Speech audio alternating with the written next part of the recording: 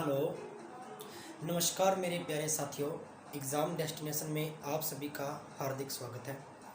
दोस्तों, फिजिक्स के अंदर भौतिकी में अपने पढ़ रहे थे, ऑप्टिक्स पढ़ रहे थे, प्रकाशिकी चैप्टर चल रहा था और प्रकाशिकी के अंतर्गत अपने अवतल दर्पण के द्वारा बनाए गए प्रतिबिंबों की स्थिति के बारे में अध्ययन कर लिया था कि अवतल जो दर्पण होता है, कनकैव जो मिरर होता है, ये कैसे इमेज का फॉर्मेशन करता है, प्रतिबिंब इसके अंदर किस स्थिति के आधार पर बनता है और कैसा कैसा बनता है, देख लीजिए।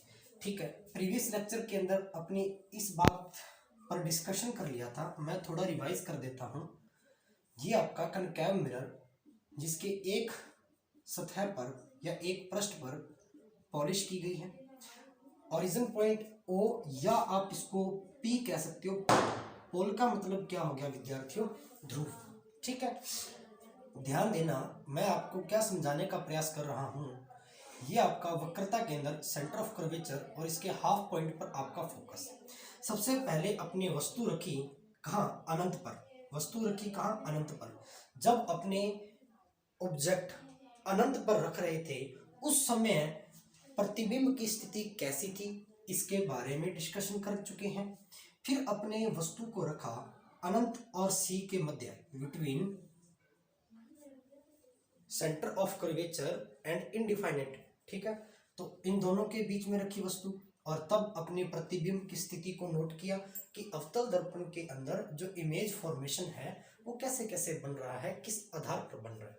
फिर अपने वस्तु को कहाँ रखा? सी पर रखा, ऑब्जेक्ट को सी पर रखा और सी पर मतलब वक्रता केंद्र पर, सेंटर ऑफ कर्वेचर पर।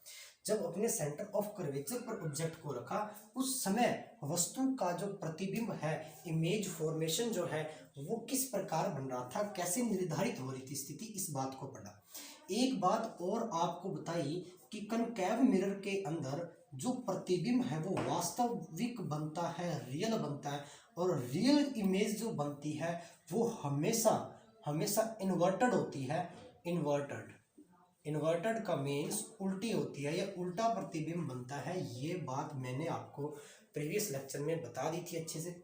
फिर अपने वस्तु कहाँ रखी? वस्तु सी और एफ के मध्य रखी। चौथा केस अपने क्या पढ़ा कि जब वस्तु बिटवीन सी एंड एफ, जब वस्तु सी और एफ के मध्य थी तब इमेज का फॉर्मेशन कैसा था, इमेज कैसे बन रही थी, इस बात को नोट किया। ये चार स्थितियां अपने अवतल दर्पण के अंदर प्रीवियस लेक्चर में डिस्कस कर ली थी। प्यारे बच्चों, आज अपने करने लग रहे हैं कि जब वस्तु एफ पर हो या फोकस बिंदु पर हो या मुख्य फोकस पर हो या प्रिंसिपल फोकल पर हो। ठीक है, इसके बारे में अपने डिस्कशन करते हैं, ध्यान देना।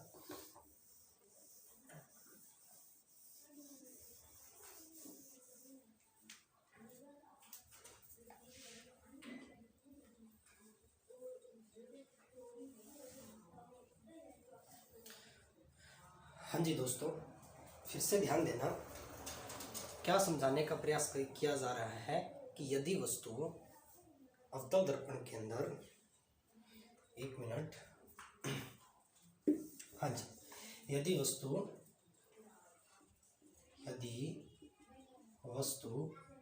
एफ पर हो या प्रिंसिपल फोकल पर हो, मुख्य फोकस पर हो, फोकस बिंदु पर हो, तो दोस्तों देखिए, ये अपना कनकैव मिरर, प्रिंसिपल एक्सिस मुख्य अक्ष, pole, centre of curvature and focal.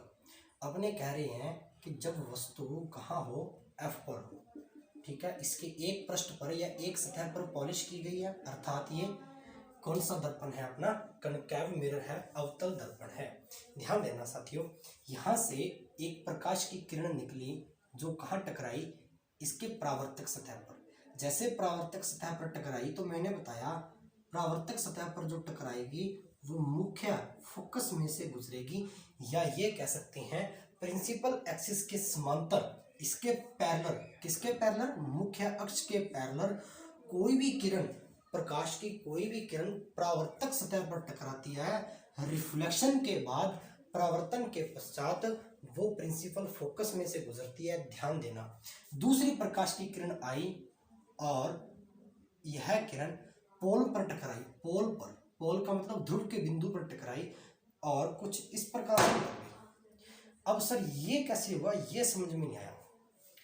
मान लीजिए एक बार मैंने आपको प्रकाश का परावर्तन प्रभाव अच्छे से पढ़ाया था, उसके अंदर ये चीज अपने पढ़ी होगी कि ये वाला जो पार्ट होता है, ये मान लीजिए आपका नॉर्मल है, अभिलंब, ये प्रकाश की किरण आपतित हो रही है, टकराई, और टकराने के बाद में क्या होगा, परावर्तन होगा। और ये कोई तल है, जैसे मान लीजिए ये कोई तल है, प्रकाश किरण आपतित होती है, टकराने के पश्चात उसी माध्यम के अंदर, उसी मीडियम में रिफ्लेक्टेड हो जाएगी और ये आपका एक नॉर्मल होगा। मैंने बताया था जितने कोण से, ठीक है, इंसिडेंट जो एंगल है, जितने कोण से आपतित हुई है आई कोण से, उतने ही कोण आर रिफ्लेक्टिव होगी, उतने ही एंगल से रिफ्लेक्ट होगी। सपोज दैट अगर ये 30 डिग्री के एंगल से आई है तो 30 डिग्री के एंगल से रिफ्लेक्ट होगी, ठीक है ना। बस यही समझाने का प्रयास किया जा रहा है, ठीक है ना, यही समझाने का प्रयास किया जा रहा है। तो आपने इस केस के अंदर क्या देखा कि जब प्रकाश की किरण दूसरी प्रकाश की किरण कहाँ टकराई, पोल पर टकराई, तो उतने ही कोण से परावर्तित होगी। अब मेरे को बताओ, ये पीछे कहीं ना कहीं मिलती हुई नजर आ रही है क्या, पूरी पीछे मिलती नहीं, तो ये कहाँ मिलेगी, अनंत पर मिलेगी। कहाँ मिलेगी, अनंत पर मिलेगी, ठीक है ना, कहाँ मिलेगी, अनंत पर। और अब बड़ा आवर्धित होगा, बड़े आवर्धित का मतलब क्या होगा, जो प्रतिबिंब जो होगा, इमेज होगा, वो काफी बड़ा बनेगा और बहुत ही पीछे जाके बनेगा, अनंत, क्योंकि किरणें जहां मिलती हैं परावर्तन के पश्चात प्रतिबिंब वहीं बनता है। ये चीज मैंने आपको पढ़ा दिया है, और यहाँ तो मिलने का कोई केस नजर नहीं आ रहा, इस वजह से प्रतिबिंब जो बनेगा वो अनंत पर बनेगा। तो स्थिति क्या हुई, पहली बात कि जब वस्तु जब वस्तु कहाँ थी, एफ पर थी, एफ पर थी, तो प्रतिबिंब कैसा बना।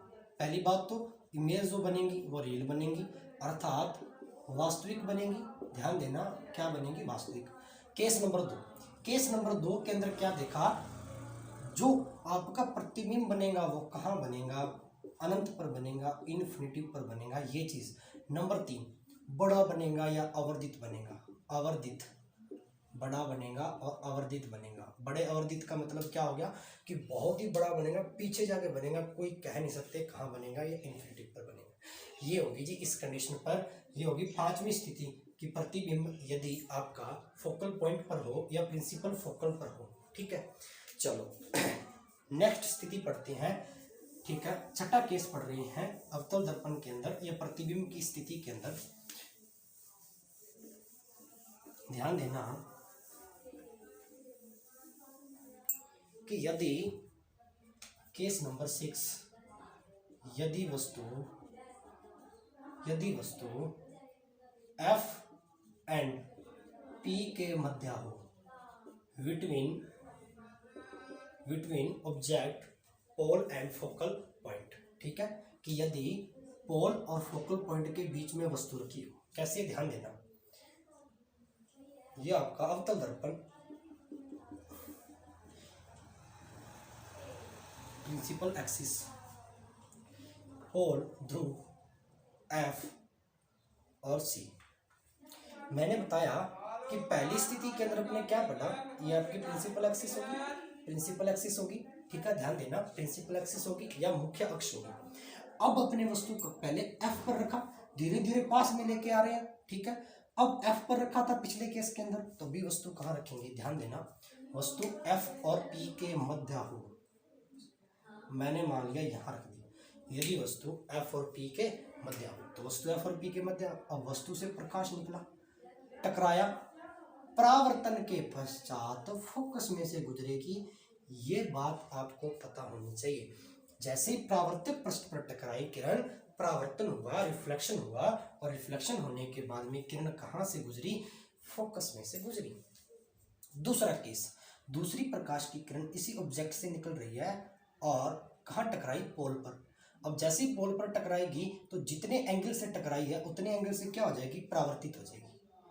ये लो, एंगल बीच में सेम है, उतनी एंगल से क्या होगी, परावर्तित। अब पीछे कहीं मिलती हुई नजर आ रही है, मिलेगी तब जब ये दोनों किरणें पास पास आती हुई नजर आएंगी, लेकिन यह जो रेज है वो पास नहीं आ रही हैं, एक दूसरे से दूर हटती जा रही हैं। तो पीछे तो बनने का कोई चांसेस नहीं रहेगा प्रतिबिंब। और इसकी यदि आभासी किरणों को आपस में मिला दिया जाए, ठीक है, तो आभासी किरणें किसी एक बिंदु पर मिलती हुई प्रतीत होंगी और जहां मिलेंगी वहां प्रतिबिंब बन जाएगा। प्रतिबिंब ए डैश बी डैश, वस्तु ए थी और बी थी, ठीक है। अब इस केस के अंदर वस्तु की स्थिति के बारे में जाने, पोजीशन के बारे में जाने, ठीक है, कि प्रतिबिंब जो है, प्रतिबिंब की पोजीशन कहाँ होगी। पहली बात तो देख लीजिए, दर्पण से पहले बन रहा था प्रतिबिंब, ठीक है, दर्पण के पहले बन रहा था, ठीक है। इस केस के अंदर तो अपने ले रहे थे कि जो प्रतिबिंब है, जो इमेज है वो रियल बन रही है। इस केस के अंदर जो प्रतिबिंब बन रहा है वो दर्पण के पीछे बन रहा है, ठीक है, दर्पण के पीछे बन रहा है। दर्पण के पीछे बन रहा है तो क्या बनेगा, वर्चुअल इमेज बनेगी, आभासी प्रतिबिंब बनेगा, वर्चुअल इमेज बनेगी। नंबर 3, वस्तु से बड़ा या छोटा है, देख लो दिखाई दे रहा है, वस्तु से बड़ा है, हाईली मैग्नीट्यूड, हाईली मैग्नीट्यूड है, बहुत बड़ा ज्यादा है, ठीक है ना। कैसा बनेगा, सीधा बनेगा। सीधे का मतलब क्या हो गया भाई, इरेक्ट बनेगा, इरेक्ट। प्रतिबिंब कैसा बनेगा, इरेक्ट बनेगा, सीधा। क्यों, क्योंकि कैसा बन रहा है, वर्चुअल। तो ध्यान कर लेना, कभी भी प्रतिबिंब, कभी भी एक ही केस है अवतल दर्पण के अंदर जहां प्रतिबिंब कैसा बन रहा है, आभासी बन रहा है, काल्पनिक बन रहा है या आभासी बन रहा है। और कभी भी प्रतिबिंब आभासी बनेगा तो ध्यान कर लेना वो हमेशा किस प्रकार का होगा, इरेक्ट प्रकार का होगा, इरेक्ट टाइप का होगा या सीधा होगा, ठीक है ना। तो दर्पण के पीछे बन रहा है, आभासी बन रहा है, बहुत बड़ा बन रहा है, हाईली मैग्नीट्यूड, ठीक है। और क्या बन रहा है, सीधा बन रहा है, इरेक्ट बन रहा है, ठीक है। क्या इतनी बात मेरी समझ में आ रही है सर? बिल्कुल आ रही है, ठीक है ना। चलो ये हो गया जी आपका अवतल दर्पण के द्वारा प्रतिबिंब की स्थितियों का बनना।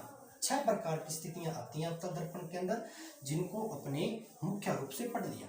6 प्रकार की स्थितियां पढ़ ली कि अवतल दर्पण के अंदर 6 प्रकार की कौन कौन सी स्थितियां हो सकती हैं, कहाँ कहाँ वस्तु रखें कि उसका प्रतिबिंब कैसे कैसे बने, ये चीजें अपने पढ़ ली हैं। चलो अभी अपने 2 नंबर पॉइंट पढ़ते हैं, उत्तल दर्पण के द्वारा प्रतिबिंब।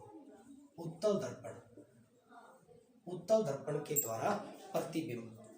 उत्तल दर्पण मतलब convex mirror, convex mirror, formation image by, formation image by convex mirror, ठीक है बच्चों, ध्यान देना। उत्तल दर्पण के द्वारा प्रतिबिंब बनने की स्थिति, इसके अंदर केवल 2 ही केस बनेंगे।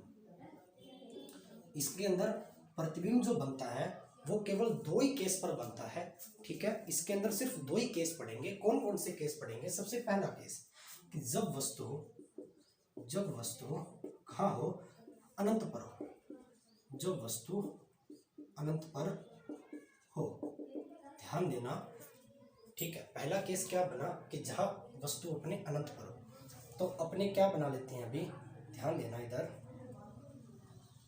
ये बन गया आपका उत्तल दर्पण, ठीक है। बबलिंग आउट ऑफ सरफेस, जिसकी परावर्तक सतह उभरी हुई होती है, उभरी हुई होती है, किसी एक भाग पर पॉलिश की होती है, ये इसका point, it is a principal axis, ठीक है। ये P है तो इसका जो C बनेगा वो कहीं ना कहीं यहाँ बन, ध्यान देना थोड़ा सा, हाँ जी, C जो बनेगा वो कहीं ना कहीं यहाँ बनेगा और C के इस पार्ट पर कहीं ना कहीं F बनेगा। अभी पहला केस क्या बताया मैंने, पहला केस ये बताया कि वस्तु कहाँ रखी हो, अनंत पर हो। अनंत पर का मतलब वस्तु बहुत कहीं पीछे रख दी हो, बहुत ज्यादा पीछे रखी हुई है वस्तु, पता नहीं कहाँ है, ठीक है। वस्तु अनंत पर है, A और B कोई वस्तु है, इस वस्तु से प्रकाश की किरण आई, टकराई, परावर्तन हुआ। तो मैंने आपको बता दिया था कि जो परावर्तन होता है बच्चों, किसके अंदर, उत्तल दर्पण के अंदर जब परावर्तन होता है तो उत्तल दर्पण एक ऐसा दर्पण है जो आने वाली प्रकाश की सभी किरणों को फैला देता है, डाइवर्स कर देता है, डाइवर्जिंग मिरर कहते हैं, इसीलिए इसको अपसारी दर्पण कहते हैं। अप का मतलब होता है फैला देना, ठीक है। तो इस केस के अंदर देख रहे हो, जैसी किरण आई टकराई और टकराने के बाद में फैला दिया, ठीक है, डाइवर्स कर दिया, रे को डाइवर्जिंग कर दिया, ठीक है। इतनी बात समझ में क्या। दूसरी प्रकाश की किरण यहां लेते हैं, फिर से आई टकराई, ठीक है, और टकराने के बाद में ये भी डाइवर्जिंग होगी, ठीक है ना, फैल गई। अब यहां तो कहीं मिलती हुई नजर नहीं आ रही। अगर इसका आभासी किरण देखें तो इसकी आभासी किरण कहाँ से गुजरेगी, फोकस में से, तो इसकी आभासी किरण भी कहाँ से गुजरेगी, फोकस में से। जहां मिलेगी वहां क्या बनेगा, प्रतिबिंब। कहाँ मिल रही है, फोकल पर मिल रही है, फोकल पॉइंट पर मिल रही है, ठीक है ना। तो क्या इस बात को समझे अच्छे से, ध्यान देना। मैं आपको क्या बताने का प्रयास कर रहा हूँ कि दोनों प्रकाश की किरणें डाइवर्जिंग हो जाएंगी, तो ये दोनों किरणों के बीच में गैप देखो, गैप देखो, फैलती जा रही है ना, ऐसे गैप बढ़ता जा रहा है। कम होता तो कहीं ना कहीं किसी पॉइंट पर मिलती नहीं है, बढ़ती जा रही है, तो पीछे कहीं ना कहीं मिलने की संभावना है, इसलिए इनकी आभासी किरणों को पीछे मिला दिया। अब ध्यान देना, पहला केस क्या कहता है, पहला केस क्या, उत्तल दर्पण के अंदर हमेशा जो प्रतिबिंब बनेगा वो आभासी बनेगा, इमेज जो बनेगी वो वर्चुअल बनेगी, इमेज बनेगी वो वर्चुअल बनेगी, आभासी। मैंने बताया था कि अगर आभासी बनेगी तो हमेशा जो प्रतिबिंब होगा वो सीधा होगा, इरेक्ट होगा, इरेक्ट होगा। नंबर 3, तीसरा केस बिंदु आकार का है, बहुत ही छोटा है, और F पर होगा प्रतिबिंब, F पर बनेगा छोटा, या पॉइंट के आकार का बनेगा, बिंदु आकार का भी कह सकते हो, बिंदु आकार, ठीक है।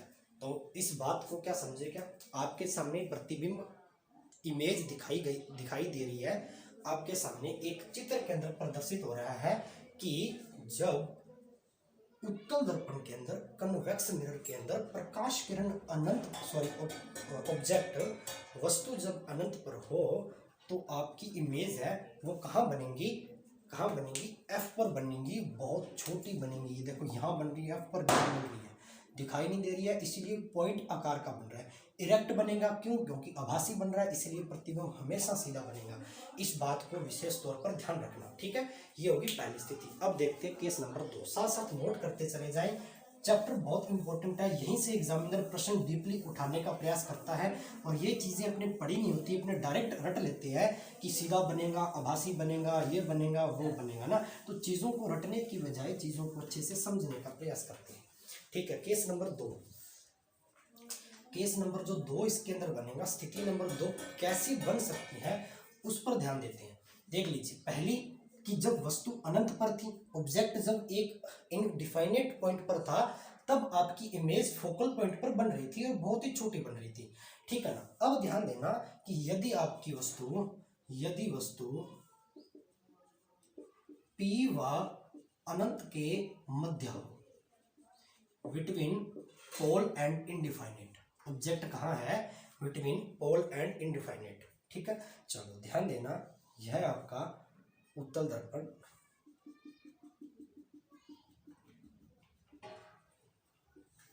Principal axis, point of P, ठीक है, और ये तो आपका अनंत है इधर, तो ठीक है, अनंत है कितनी भी दूरी पर।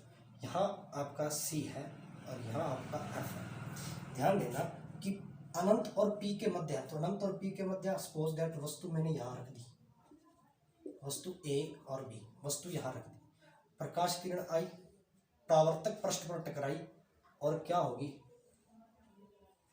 रिफ्लेक्ट होगी, परावर्तित होगी, फैल गई, डाइवर्जिंग हो गया।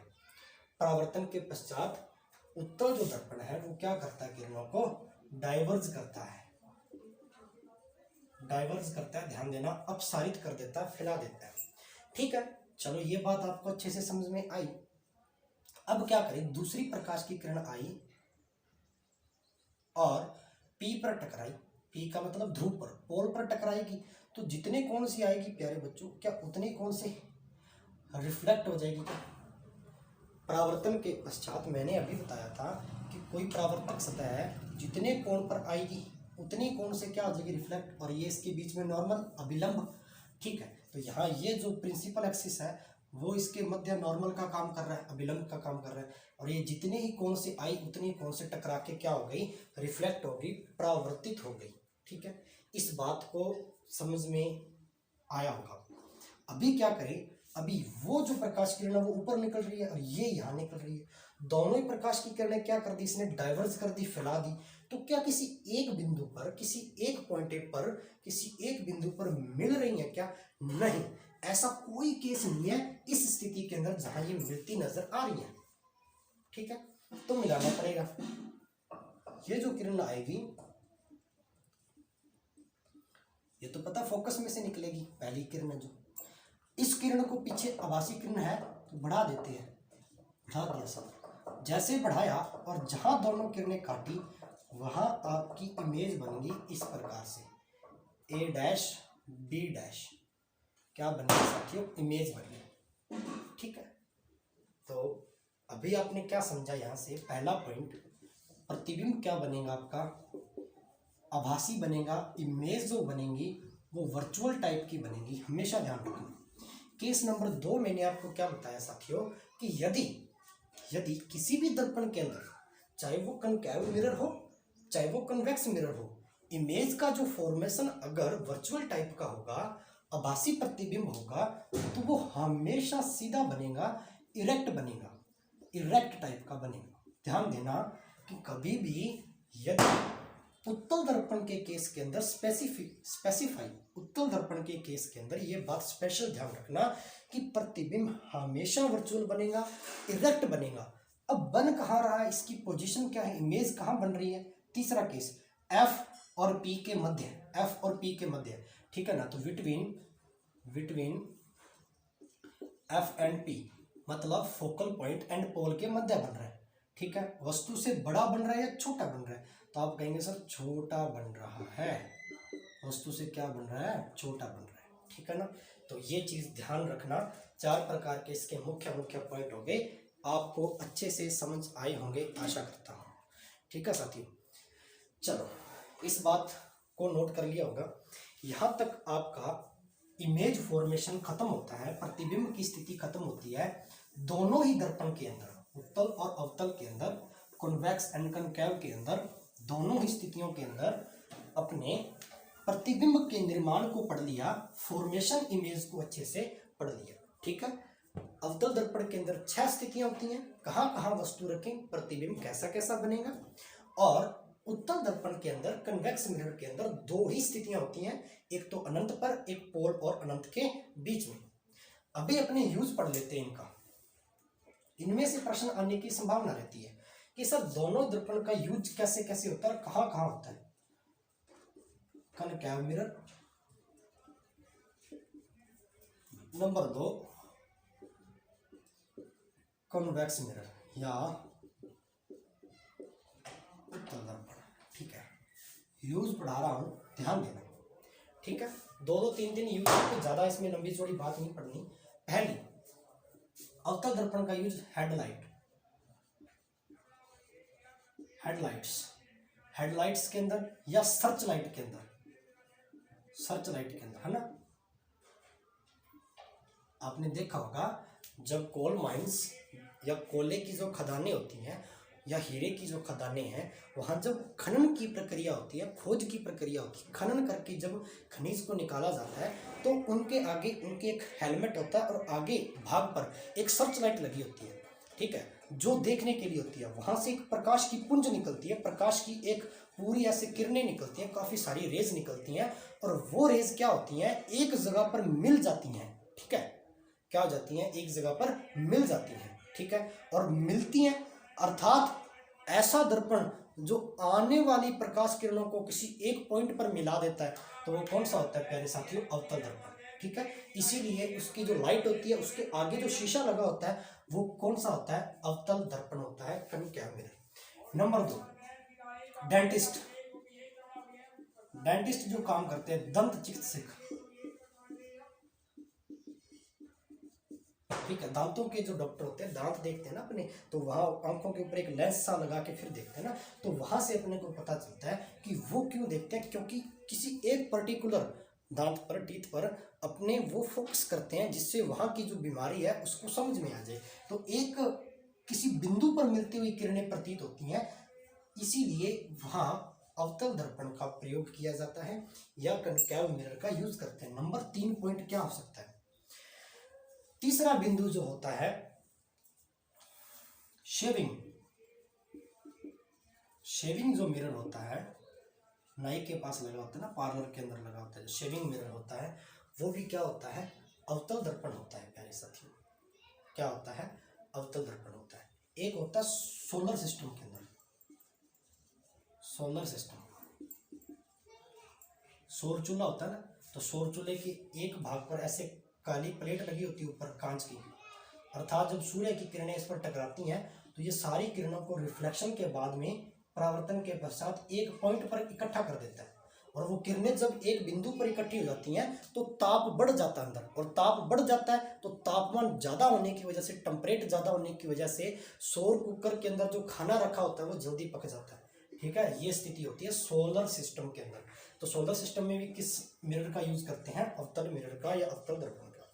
नंबर 2, इसका कोई ज़्यादा यूज नहीं, 1 या 2 ही है। सबसे पहले ध्यान रखना, साइड जो मिरर होते हैं वाहनों के, व्हीकल के जो साइड मिरर होते हैं, ठीक है ना, साइड मिरर जो होते हैं व्हीकल के साइड में लगे होते हैं, बगल के अंदर, ठीक है ना, ड्राइवर के बगल के अंदर जो मिरर का यूज होता है, ये क्या करता है पीछे वाली जो वस्तु है, पीछे वाली कोई भी ऑब्जेक्ट जब आ रहा होता है तो उसको क्या कर देता है, अब उत्तल दर्पण के अंदर यूज कर रहे हैं तो ये क्या करेगा, आने वाली प्रकाश किरणों को अपसारित कर देगा, अर्थात डाइवर्जिंग करेगा।